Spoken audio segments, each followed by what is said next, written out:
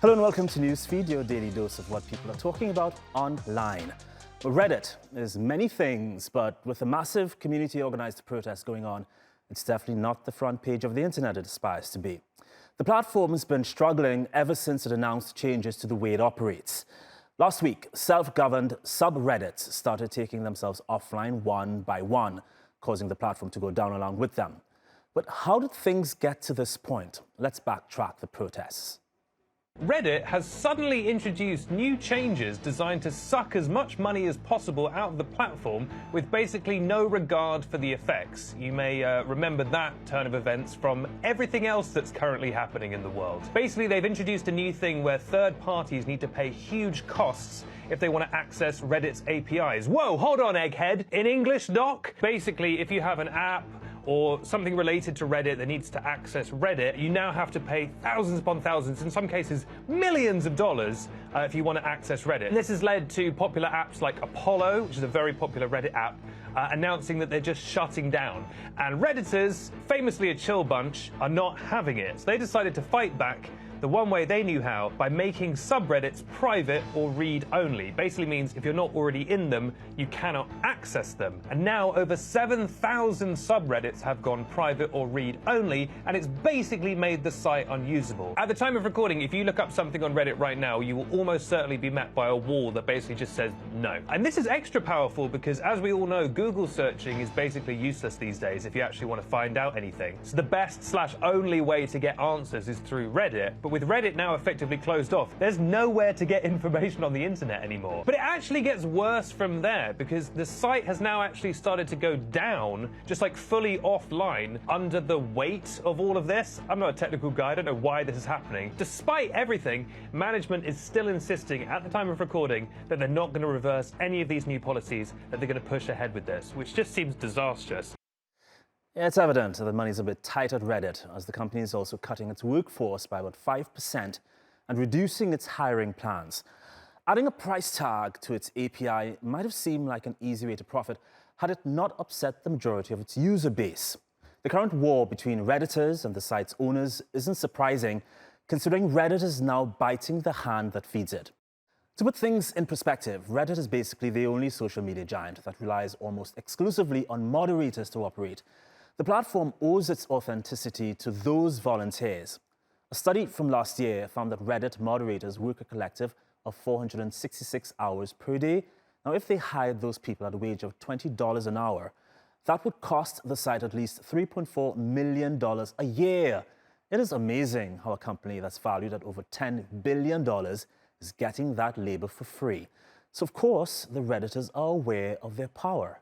Now, Reddit CEO Steve Huffman is obviously furious. From his perspective, these third-party apps are making bank using Reddit's data for free. And the protests are causing the site's daily traffic to fall. The company doesn't seem to be profiting in this situation. No wonder he sent out memos saying they could remove the mods that are against reopening their communities. But Redditors haven't responded well to the threats. Three of the biggest subreddits, r/or, r/pics, and r/gifs, asked their members if they wanted to go back to business as usual or reopen, but only allow John Oliver content. The results were all in favor of the comedian, which led to top posts looking like this. Mr. Oliver applauded the trend on his Twitter and contributed with a few submissions of his own. I don't know how these protests are going to go down, but this sure is not the end of the Reddit versus Reddit war. All right, on to a platform that's doing a lot better compared to the previous. I'm, of course, talking about the captivating world of TikTok, where cringe comedy creators are racking up enormous followings and striking lucrative brand deals by unleashing their inner terrible people. Now, cringe is a tricky concept to pin down, but trust me, you'll recognize it when you see it. Welcome to Cringe Talk, the niche corner of TikTok where intentionally cringe-worthy content reigns supreme. There she fucking goes. Oh my god, can you shut up? Huh? Can you, stop singing? Oh my god, I was singing out loud. I feel like you knew that. Stop, that's so cringe. Miss Holloway. Huh? You need to go to the nurse? No, I have a solo this week in choir, so I'm just trying to get in a little practice where I can. My bad. I thought you were having a nervous breakdown. Oliver, Emily, I just tried this on. This is an extra small. I'll just show you guys at the kids section. Envy, you want to try it on too? Here you go. But I suspect it'll look small on you. So unfair. Oh my god, we look like twins! Oliver, who does it look better on? No, you have to choose. Pick me. Pick me. What'd you do if you saw me at the red light? And we made eye contact. Do you need directions? And I said to you,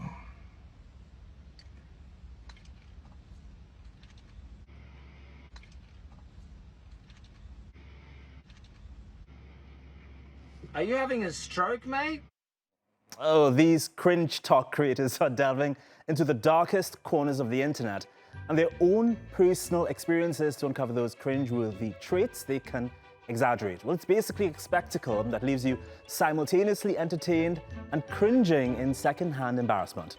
The category has millions of followers. I guess in a world of carefully curated content, unfiltered and hilariously awkward moments are simply irresistible.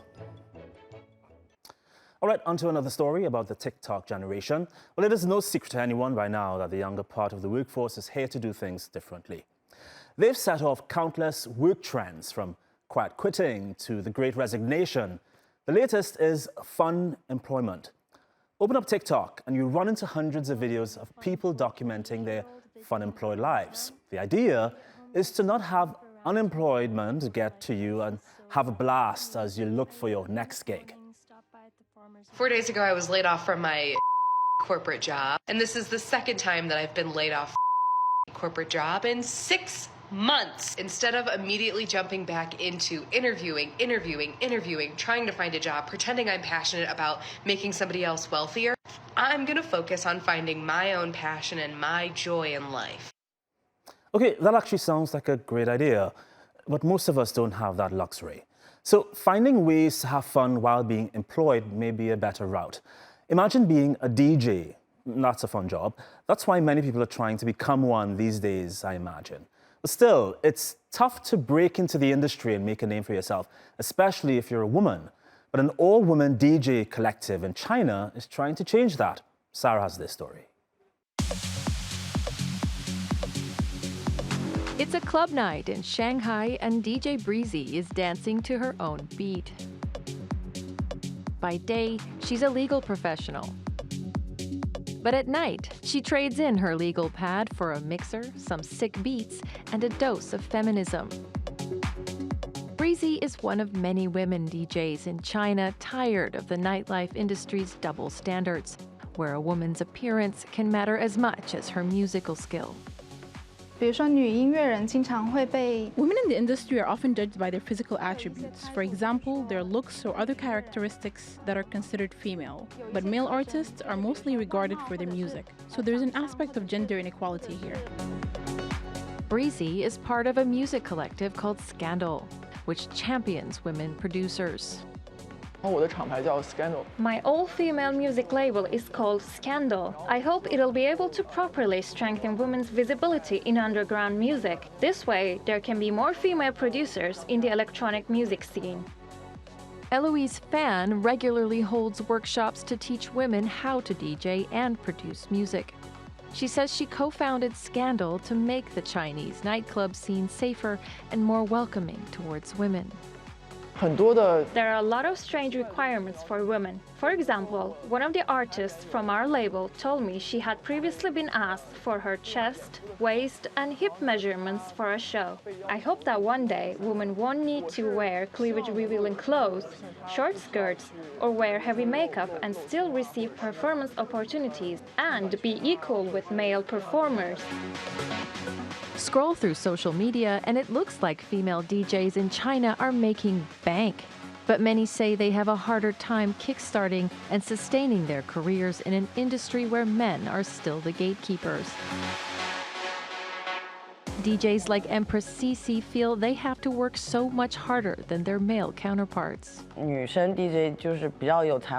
talented female DJs to be able to make a name for themselves, it's much harder than male DJs, who started at the same time and are at the same level. For many of us, it takes much longer, and you're expected to socialize more and really sell yourself as a DJ. But it's all in a hard day's work in this underground space, where class is in session and women are learning how to develop an ear for musical composition. And the fruits of the collective's labor can be heard on its latest mixtape, aptly titled Shanghai Dreams. Now we have a plot twist that's got the Twitterverse reeling. A seemingly ordinary tweet is making history. It all started on May 24th when a Twitter user going by the handle TamSully12 fired off this tweet asking her followers to name a famous historic battle without Googling. Fast forward to the recording of the show, the tweet has amassed an astounding 1.3 billion views.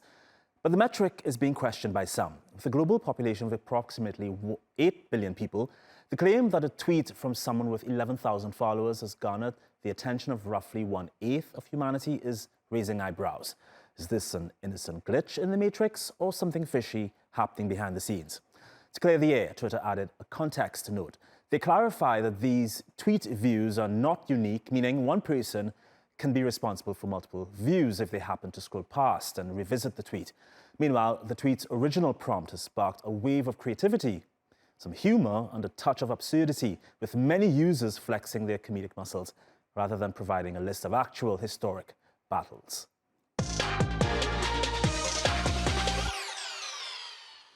All right, and on to what's trending.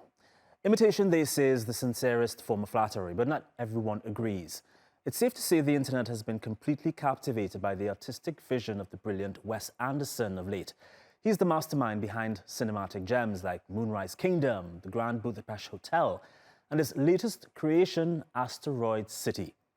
But since April, Anderson's distinct aesthetics have inspired millions of memes, TikTok tributes, and YouTube videos. The trend encourages users to channel their inner Anderson and capture a day in their own lives through his lens. Even iconic films like Star Wars and Avatar have received the Anderson treatment. The trends amassed almost 2 billion views, but one person who's not partaking in the Anderson fever, well, the man himself. The director says he doesn't watch any of these creations and even asked his friends to spare him from being bombarded with these posts. Anderson says he wants his work to speak for itself, basically, and wishes to maintain the purity of his artistic vision. That is our show. Find us on YouTube and subscribe to our channel if you like. Ciao for now.